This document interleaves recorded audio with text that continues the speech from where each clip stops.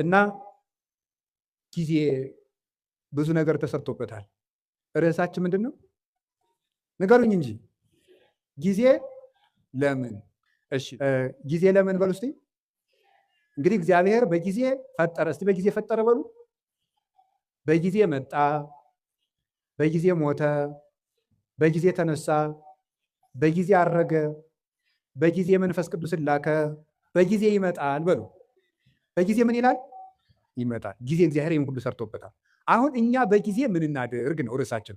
እስኪ ጊዜ ለምን በሉ። እሺ የመጀመሪያው ጊዜ ለእግዚአብሔር በሉ። ሁላችሁም በሉ እስኪ ድገሙ። አሁን ከዛሬ በኋላ ይሄ እኮ መመሪያ ነው። እንግዲህ የኑሮ መመሪያ እየነገርኳችሁ ነው። የመጀመሪያ መርሃችን እዚህ ውስጥ የተሰበሰብነው ጊዜ ለማን መመሪያችን ነው። ከዛሬ ጀምሮ ጊዜ ለማን? አንድ ድገሙ። ጊዜ ለእግዚአብሔር። ከእግዚአብሔር ጋር መኖር ነው። ጊዜ የተሰጠው እግዚአብሔርን ልናመልክበት። ስብሐ ለዕለተ ይሴብሐከ ቅዱስ ዳዊት በቀን 7 ጊዜ አመሰግንሃለሁ ይላል።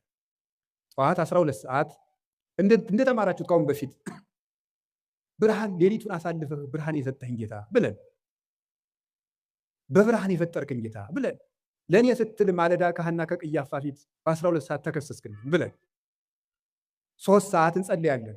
ሔዋን የተፈጠረችበት፣ ቅድስት ድንግል ማርያም ብስራተ መላክን የተሰማችበት፣ ለሁሉ ፍትህ የሚሰጥ ጌታ በ3 ሰዓት ከጲላጦስ ፊት ተከሶ የቀረበበት 3 ሰዓት።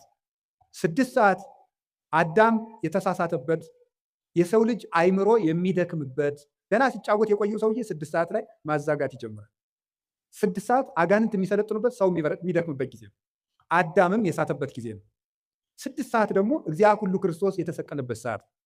በዚያ ሰዓት አንዲት አቡነ ዘበሰማያት እንኳን መድከም።